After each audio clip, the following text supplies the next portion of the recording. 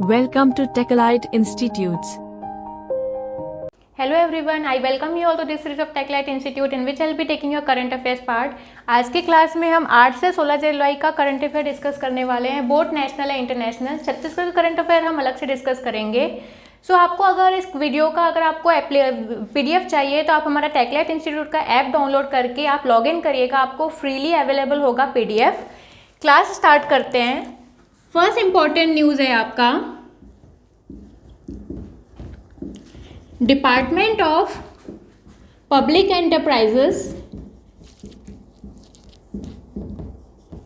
किसके अंदर शिफ्ट हो गया है?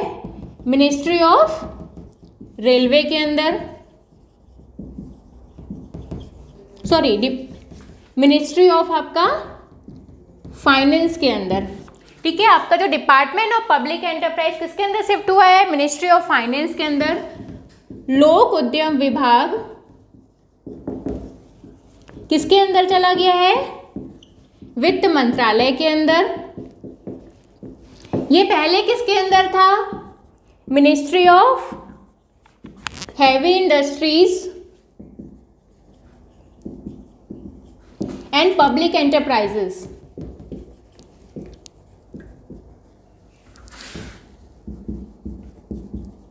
भारी उद्योग एवं सार्वजनिक उद्योग मंत्रालय के अंदर था। पहला क्वेश्चन क्या पूछेगा कि आपका डिपार्टमेंट ऑफ पब्लिक एंटरप्राइज या फिर लोक उद्यम विभाग किसके अंदर शामिल हो गया है? मिनिस्ट्री ऑफ फाइनेंस या फिर वित्त मंत्रालय के अंदर आ गया है। पहले किसके अंदर था? Ministry of heavy industries and public enterprise या फिर भारी उद्योग एवं सामाजिक उद्योग मंत्रालय के अंदर था। नेक्स्ट इंपॉर्टेंट इससे क्या करंट अफेयर आ सकता है आपका कि पहले कितने डिपार्टमेंट्स थे? मिनिस्ट्री ऑफ फाइनेंस के अंदर 5 थे, अब कितने हो गए? 6 हो गए। अब ये 5 डिपार्टमेंट कौन कौन से थे ये पूछा जा सकता है आपसे। कौन कौन से डिपार्टमेंट्स थे? पहला था आपका डिपार्टमेंट ऑफ फाइनेंस, राजस्व विभाग। दूसरा था आपका डिपार्टमेंट ऑफ एक्सपेंडिचर,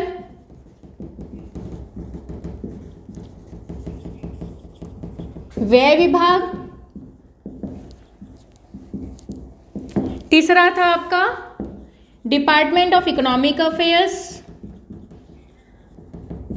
आर्थिक मामले का विभाग।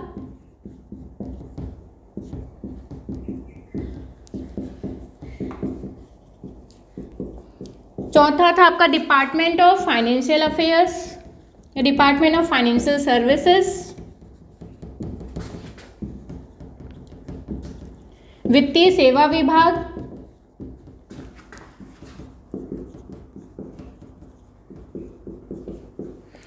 पांचवा है आपका department of investment and public asset management,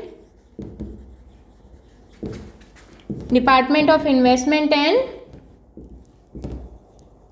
public asset management, निवेश एवं सामाजिक संपत्ति प्रबंधन विभाग। ठीक है, तो आपसे क्या क्वेश्चन पूछा जाएगा कि आपके जो है मिनिस्ट्री ऑफ फाइनेंस या वित्त मंत्रालय के अंदर कितने डिपार्टमेंट्स हैं? तो आप क्या बताओगे? पहले 5 था, अब कितना है? 6। तो आपका ऑप्शन में दोनों रहेगा, 5 और 6। तो आपको कौन सा सेलेक्ट करना है? 6।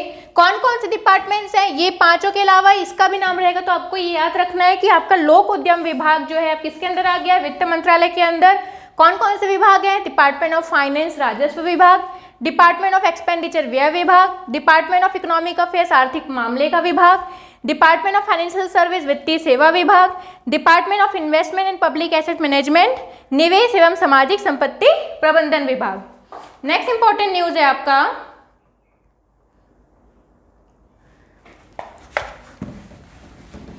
International cooperation and convention centre अभी कहां पर खोला गया है? हाल ही में वाराणसी में खोला गया है। ये कौन सा सेंटर है? इसका नाम क्या दिया गया है? Rudraksh international cooperation and convention centre.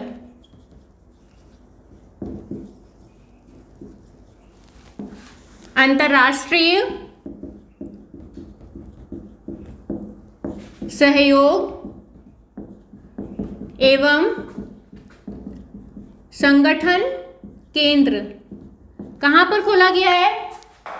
Varanasi में। इसका अनदर नेम क्या है? रुद्राक्ष। तो आपको ये ना पूछ करके कि international cooperation and convention centre या फिर अंतर्राष्ट्रीय सहयोग एवं संगठन केंद्र ना बोल के क्या पूछा जाएगा कि रुद्राक्ष जो एजेंसी कहाँ पर खोला गया, तो आप क्या बताओगे? वाराणसी में खोला गया है। इसका शेप क्या है? इसका आकार क्या है? शिवलिंग का आकार है। इसका इंपॉर्टेंट रोल क्या है कि आपका कल्चरल कोऑपरेशन और आपका सोशल कोऑपरेशन में मदद करेगा। जितने भी इंटरनेशनल लेवल के आपके क्या होते हैं, कॉन्फ्रेंसेस होते हैं, वो कहाँ पर कैरी ऑन होगा? भारत में इतना बड़ा लेवल का जो जितने भी कोऑपरेशन होते हैं, जितने भी आपके कॉन्फ्रेंसेस होते हैं, कहाँ पर कैरी ऑन करेंगे हम? अंतर्राष्ट्रीय सहयोग एवं संगठन केंद्र में। कहाँ पर है? वाराणसी में खोला जा रहा है। इसका शेप क्या है? शिवलिंग का शेप है। इसका अनदर नेम क्या रखा गया है? रुद्राक्ष रखा गया है। नेक्स्ट इंपॉर्टेंट पॉइंट है कि कौन सी इंटरनेशनल एजेंसी है जो इसको हेल्प कर रही बनाने में, तो आप क्या बताओगे?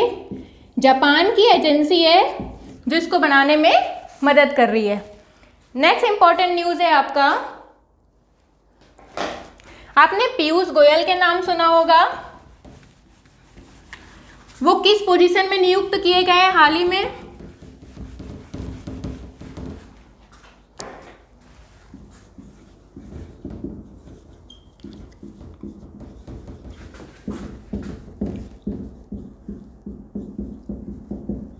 लीडर ऑफ हाउस नियुक्त किए गए हैं। कौन से हाउस के? राज्यसभा के।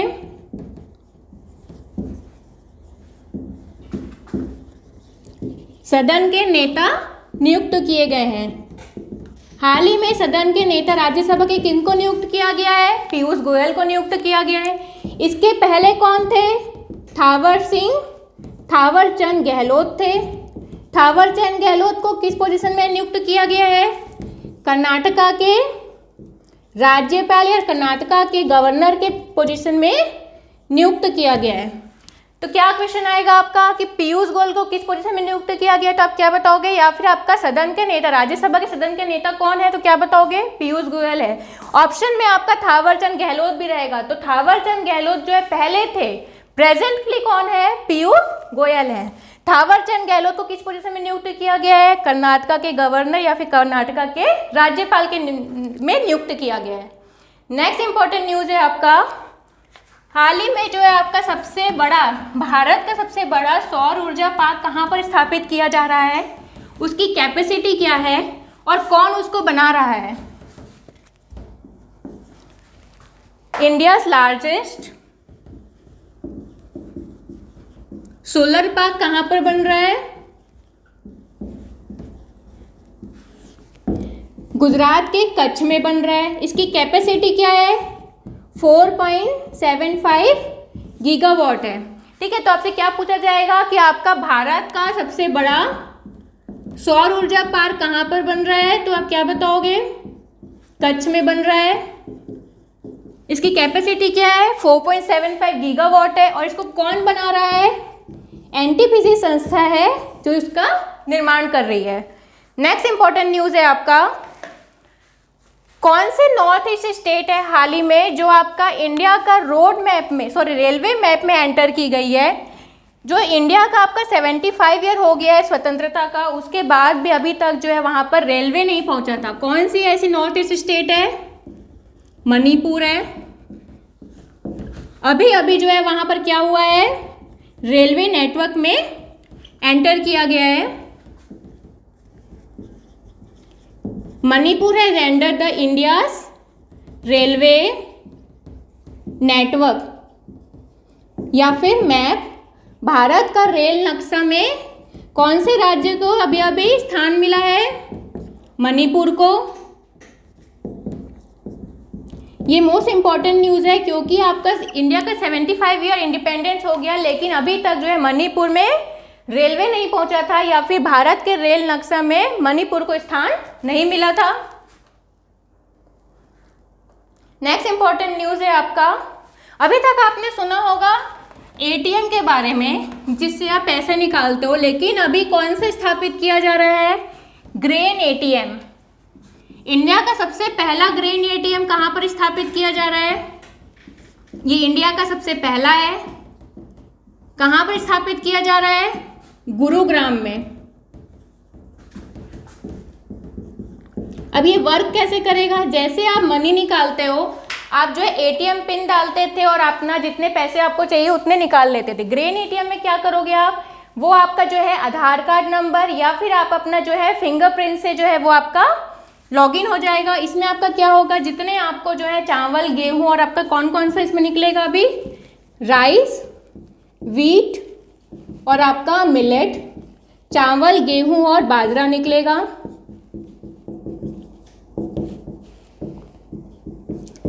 ये क्यों, इसका इंपॉर्टेंस क्या है? इसमें क्या है आपका कि जैसे ही अभी तक देखा गया था सर्वे में कि आप जो है जितने भी हम जो राशन दुकान से जो भी हम जो है राइस का वितरण या फिर गेहूं का वितरण या बाजरा का वितरण करते थे, उसमें क्या होता था कि जो भी गवर्नमेंट जो है सप्लाई करती थी उसको क्या करते थे राशन दुकान वाले, उसको आप सेल कर देते थे और लोअर क्वालिटी का राइस, व्हीट या फिर पल्सेस या फिर जो भी सामग्री है उनको लोगों को मिलता था। तो उससे क्या होता था, आपका करप्शन इससे रुकेगा। गवर्नमेंट जिस क्वालिटी का राइस, व्हीट, गेहूं, चावल या फिर खाद्य सामग्री देना चाहती है लोगों को, उस क्वालिटी का खाद्य सामग्री हम पहुंचा सकेंगे। नेक्स्ट इंपॉर्टेंट बेनिफिट क्या होगा? On time delivery. आपके छत्तीसगढ़ में क्या होता है, 1 से 7 तारीख तक जो है गवर्नमेंट ने डिसाइड किया है कि सभी लोगों को, जितने भी राशन कार्ड होल्डर है उनको जो है उनका जो खाद्य सामग्री मिल जाना चाहिए। लेकिन सर्वे में ये देखा गया कि क्या होता है, 7 से 10 तारीख भी हो जाता है, लोगों को उनका खाद्य सामग्री नहीं मिलता है। तो इससे क्या होगा, ऑन टाइम डिलीवरी होगा और क्या होगा, करप्शन रिड्यूस होगा। जितने भी प्रेग्नेंट मदर्स है, जितने भी लैक्टेटिंग मदर्स है, उनको गवर्नमेंट क्या करती है, फोर्टिफाइड राइस सप्लाई करती है, फोर्टिफाइड व्हीट सप्लाई करती है। तो जो क्या कर रहे थे राशन कार्ड होल्डर लोग, उनको जो है प्रॉपर क्वालिटी का राइस, व्हीट नहीं मिल पा रहा था। इससे आपका करप्शन रिड्यूस होगा। कौन सी एजेंसी है जो इसको हेल्प कर रही है बनाने में? तो क्या बताओगे आप? वर्ल्ड फूड प्रोग्राम या फिर विश्व खाद्य कार्यक्रम। विश्व खाद्य कार्यक्रम है जो इस प्रोग्राम में हेल्प कर रही है गवर्नमेंट को ग्रेन एटीएम स्टैब्लिश करने के लिए। Grain ATM, first grain ATM कहाँ पर स्टैब्लिश हुआ? गुरुग्राम में स्टैब्लिश हुआ।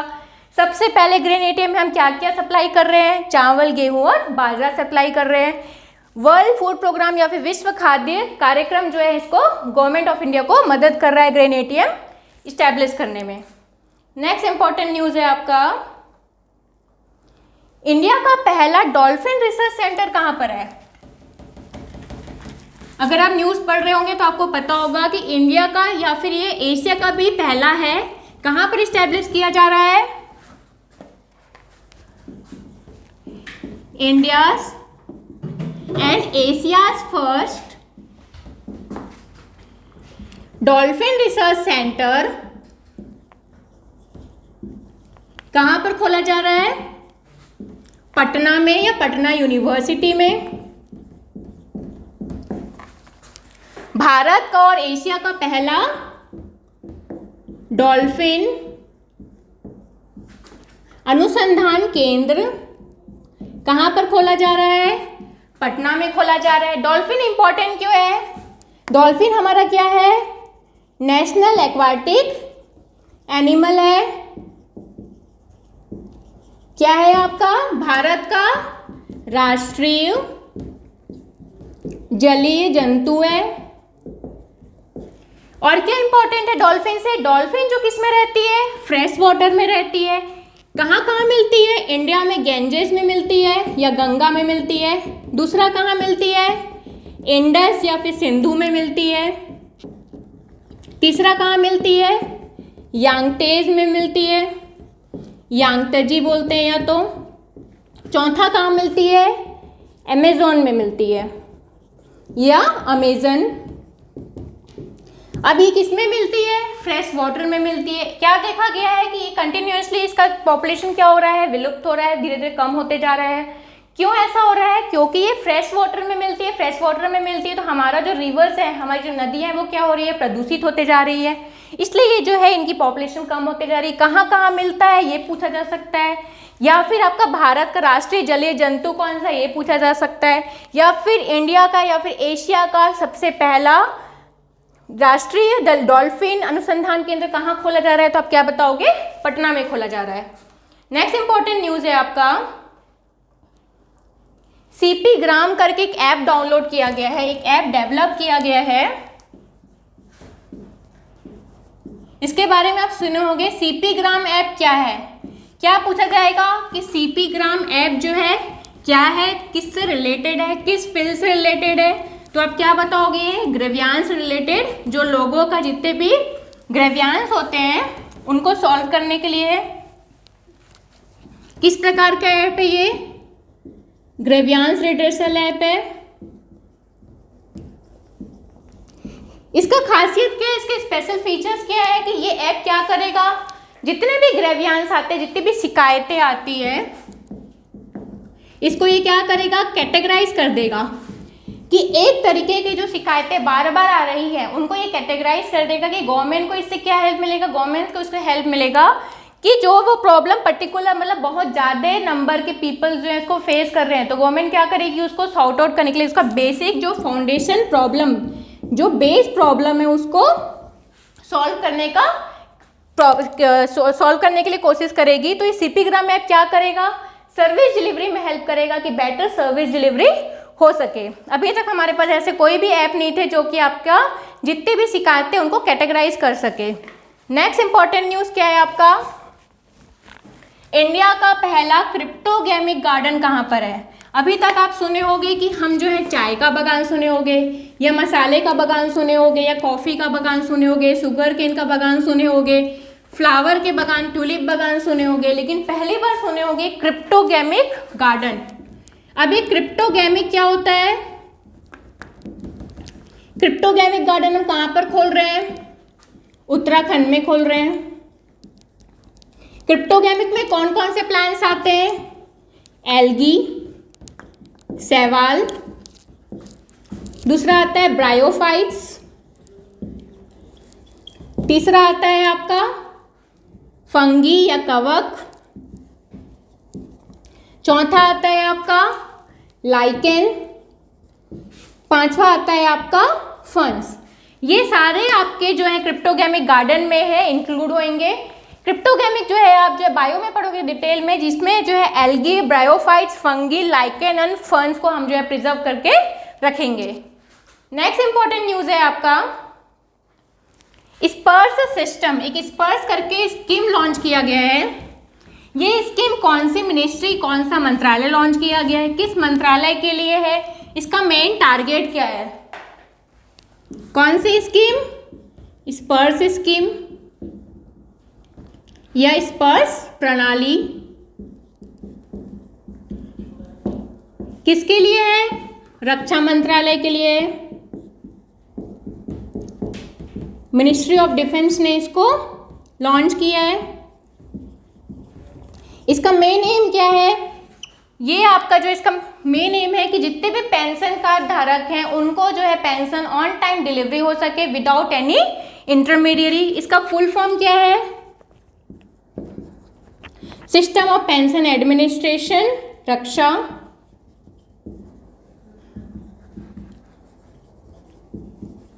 क्या क्वेश्चन पूछेगा इससे कि आपका इसका फुल फॉर्म क्या है स्पर्श स्कीम का? यह पूछा जा सकता है कि कौन सा मंत्रालय इसको लॉन्च किया है, किसके लिए? रक्षा मंत्रालय के लिए। इसका मेन एम क्या है? तो आपका जो पेंशन है ऑन टाइम डिलीवरी हो सके without any intermediary. Next important news आपका है,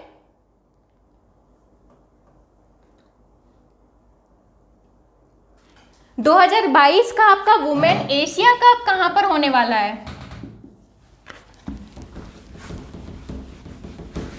वुमेन एशिया कप इसलिए इंपॉर्टेंट है क्योंकि ये पहले कहां पर होने वाला था?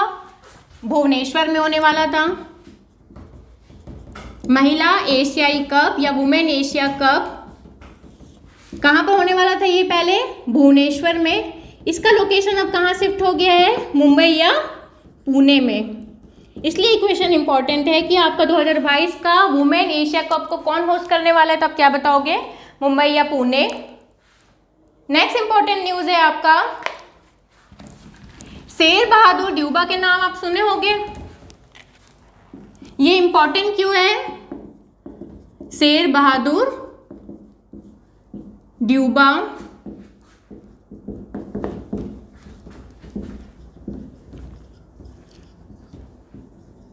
ये जो क्या है, नेपाल के प्राइम मिनिस्टर हैं।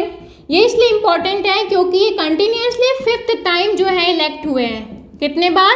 5वीं बार जो है कंटिन्यूसली जो है ये इलेक्ट हुए हैं। तो कौन से प्राइम मिनिस्टर हैं जो कंटिन्यूसली इलेक्ट हुए 5th टाइम, तो आप क्या बताओगे? शेर बहादुर ड्यूबा। यह पूछा जा सकता है नेपाल के हाल ही में किसको चयनित किया गया है प्राइम मिनिस्टर के लिए, तो आप क्या बताओगे? Sher Bahadur ड्यूबा। Next important news है आपका, दीपक काबरा। दीपक काबरा क्यों इंपॉर्टेंट है? ये पहले भारतीय हैं जो कि ओलंपिक के लिए जिम्नास्ट जज के रूप में नियुक्त किए गए हैं। पहले भारतीय हैं जो ओलंपिक में जिम्नास्ट जज के रूप में नियुक्त किए गए हैं।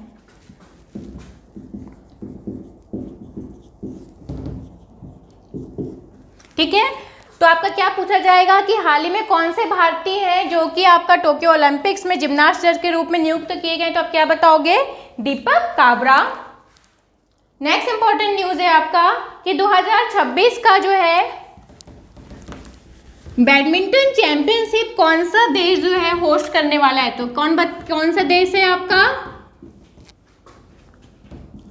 2026 का बैडमिंटन चैंपियनशिप कौन सा देश होस्ट करने वाला है, आप बताओगे?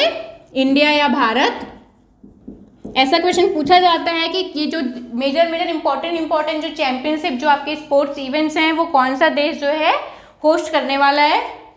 देन नेक्स्ट इंपॉर्टेंट न्यूज है,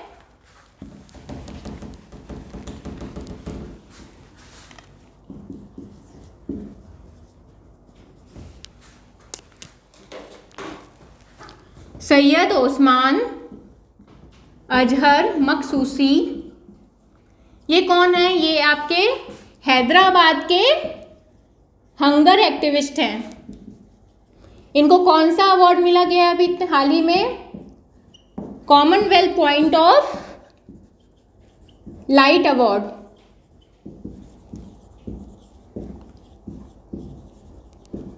किस वजह से दिया गया है?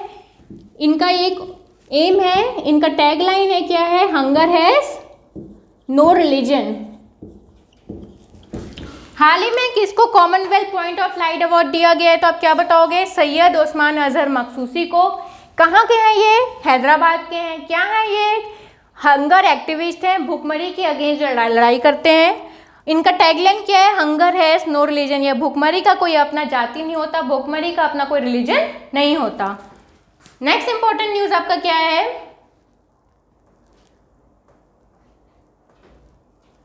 अभी हाल ही में विंबलडन चैंपियनशिप हुआ था, उससे पूछा जाता है कि विंबलडन चैंपियनशिप के मेन सिंगल विनर कौन है और वुमेन सिंगल विनर कौन है।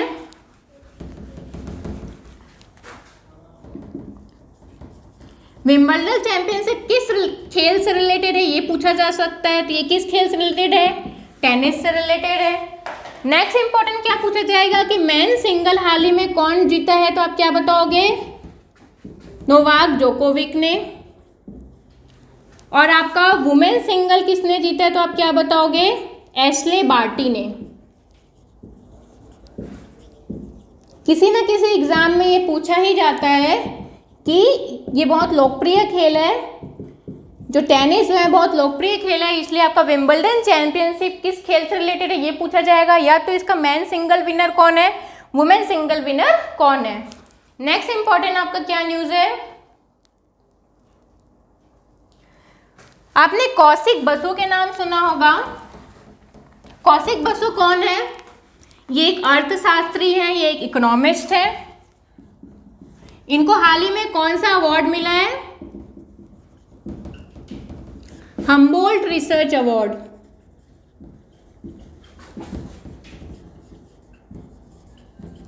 किस फील्ड के लिए मिला है? अर्थशास्त्र या फिर इकोनॉमिक्स के लिए मिला है। ये क्या थे? चीफ इकोनॉमिक एडवाइजर थे भारत के। क्या पूछा जाएगा? हम्बोल्ट रिसर्च अवार्ड किसको मिला है हाल ही में? तो आप क्या बताओगे? कौशिक बसु को मिला है। किस फील्ड के लिए मिला है? तो आप क्या बताओगे? इकोनॉमिक्स के लिए मिला है या अर्थशास्त्र के लिए मिला है? ये क्या थे? चीफ इकोनॉमिक एडवाइजर थे भारत के। नेक्स्ट इंपॉर्टेंट न्यूज है आपका, एक बुक आई अभी, लाइट ऑफ एशिया। ये बुक इसलिए इम्पॉर्टेंट है क्योंकि जिस सब्जेक्ट में लिखी गई है वो सब्जेक्ट जो है इंडिया के लिए बहुत इम्पॉर्टेंट है। कौन सी बुक है? Light of Asia. इसको किसने लिखा है पूछा जाएगा तो आप क्या बताओगे? जयराम रमेश ने।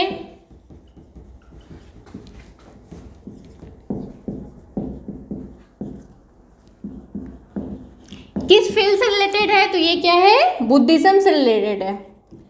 लाइट ऑफ एशिया इसलिए इंपॉर्टेंट है क्योंकि ये बुद्धिज्म पे लिखी गई है। क्या पूछा जाएगा कि किस सब्जेक्ट पे लिखी गई? तो आप क्या बताओगे? बुद्धिज्म पे। किसने लिखा है? तो जयराम रमेश ने लिखा है। तो यहाँ पर आपका 8 से 16 जुलाई का करंट अफेयर्स कंप्लीट हुआ।